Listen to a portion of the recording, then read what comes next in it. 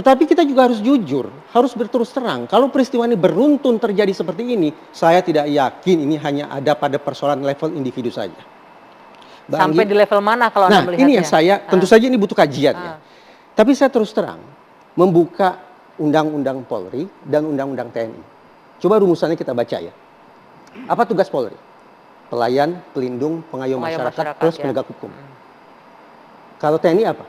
Pertahanan. Menjaga keutuhan wilayah, kedaulatan negara, operasi militer, dan menjaga perdamaian. Mindsetnya pasti berbeda. Tapi, barangkali cermatan saya tidak begitu tepat. Di lapangan kita saksikan bahwa dikotomi tugas semacam itu tidak lagi berlaku 100%. Dalam operasi pemberantasan teror misalnya, termasuk terhadap KKB. Siapa yang duluan muncul disebut sebagai ujung tombak untuk memberantas KKB alias kelompok teror itu? Polri. Polri yang duluan ya. Pada saat yang tidak terpaut jauh dalam aksi pembersihan baliho-baliho di sekitar Jakarta. Siapa yang melakukan? TNI. Artinya apa?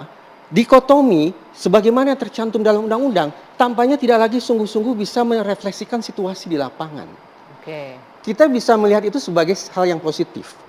Bahwa ternyata TNI dan Polri saling bahu-membahu untuk saling mengisi komplementer demi kebaikan bersama.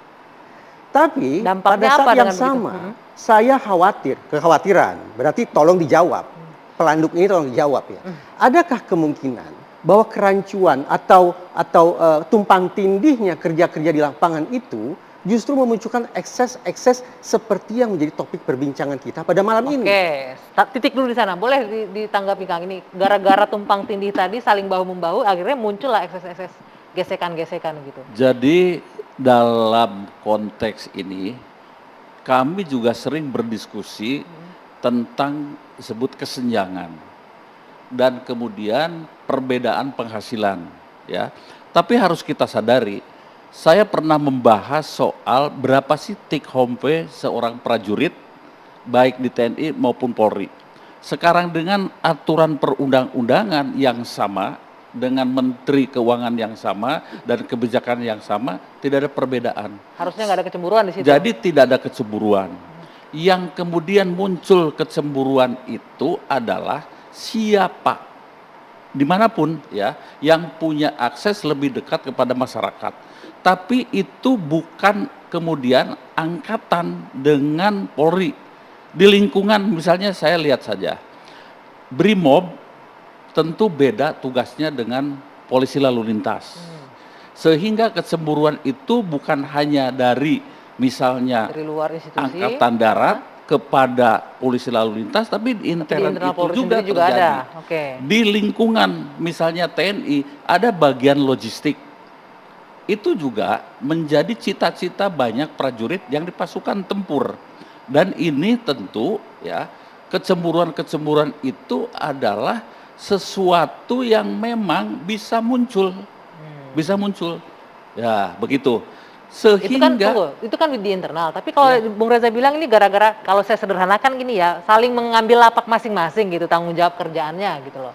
Sehingga akhirnya menimbulkan gesekan-gesekan yang kerjaannya harus tanggung jawab polisi. Ada potret menarik ya, ada potret menarik. Dikerjakan oleh TNI. Dengan tugas yang disandang oleh Polri dan TNI, saya membayangkan bahwa Polri ini ya katakanlah berada dalam keseharian masyarakat. Sementara TNI relatif agak jauh. Tapi dalam sebuah survei yang dikeluarkan oleh Indikator Politik Indonesia, saya terperanjat luar biasa. Bahwa ternyata ketika berbicara tentang tingkat kepercayaan masyarakat, yang berada pada posisi tertinggi siapa? Bukan Polri ternyata, tapi TNI. Padahal saya kadang menganggap TNI posisinya relatif berjarak dari masyarakat, keseharian masyarakat. Berarti ada persoalan di sini. Apa persoalannya? Bahwa ternyata ekspektasi masyarakat terhadap pihak yang paling dekat dengan mereka tidak terpenuhi. Sepertinya tidak terpenuhi atau kurang terpenuhi dan justru seolah-olah dikompensasi oleh pihak yang seolah-olah jauh dari kita, relatif jauh dari kita. Berarti ada persoalan di situ. Saya ingin ke Pananan. Pananan, bagaimana Anda menanggapi pernyataan dari Bung Reza tadi? Mulai dari adanya dikotomi atau saling bahu-membahu tadi katanya bahasanya, padahal itu overlapping tanggung jawab. Kemudian pendekatan dengan masyarakat, Polri dan masyarakat, tapi tingkat kepercayaannya malah ke TNI gitu. Tanggapan Anda gimana Pak Nana? Ya kembali, sebetulnya kan kita ini sistem ya, Pak Anggi. Sudah ada subsistem dan sebagainya. Kalau secara aturan gaji sama semua kan.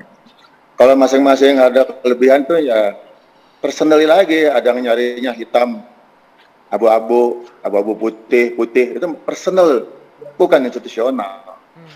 Sekali lagi saya ulangi bahwa kalau ada perbedaan, itu masing-masing punya di luar institusional, personal.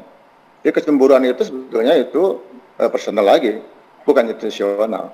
Tapi tadi Bung Reza Jadi mengatakan ini dua gajah yang bertarung nih sebagai pelanduk nih, kami sebagai masyarakat sipil yang banyak dirugikan. Jadi tidak bisa dilepaskan antara personal dengan institusi.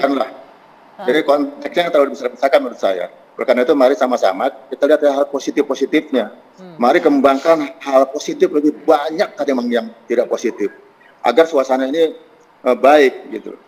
Kalau kita angkat yang negatif-negatif, padahal kecil ketimbang yang positif. Saya jamin bahwa lebih banyak hal positif ketimbang negatifnya.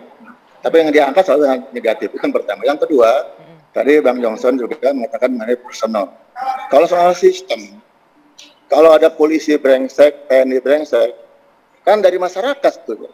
Jadi kalau masyarakatnya bagus, calon polisi TNI bagus dari masyarakat, saya jamin polisi bagus, TNI bagus. Jadi mari sama-sama kita bangun sistem, masyarakatnya dibangun, terutama moral dan akhlaknya. Karena polisi, TNI punya sistem untuk merekrut dan sebagainya. Di depan kita taruna 4 tahun, siap, begitu dia keluar dari menjadi perwira, kembali sifat aslinya. Jadi yang penting adalah bagaimana membangun masyarakat secara sistem, akhlak, moralnya. Nah, pasti polisi bagus, TNI bagus, kalau masyarakatnya bagus. Kan? Oke, nah ini kalau ada oknum, ya itu selalu TNI duniawi. Jadi mari lihat dari sekian ratus ribu anggota polisi dan anggota TNI, banyak yang lebih bagusnya ketimbang yang jeleknya. Jadi jangan kemudian dibesarkan, wah ini gajah berantem. Enggak juga.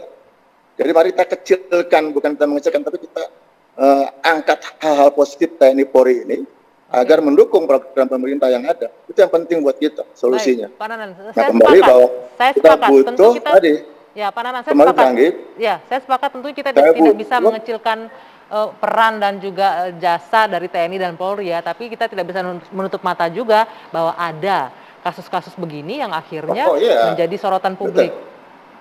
Baik. Ya betul, ada, itu dicarikan solusi. Penting kan ada solusi. Gitu kan? Oke, Jadi nah apa ada solusinya Pak Nanan? Apa solusinya nanti kita lanjutkan? Saya harus jeda dulu sejenak, kita akan lanjutkan perbincangan ini. Solusi apa untuk menghentikan konflik di level bawah dua institusi ini? Usai jeda, saat lagi kami lanjutkan.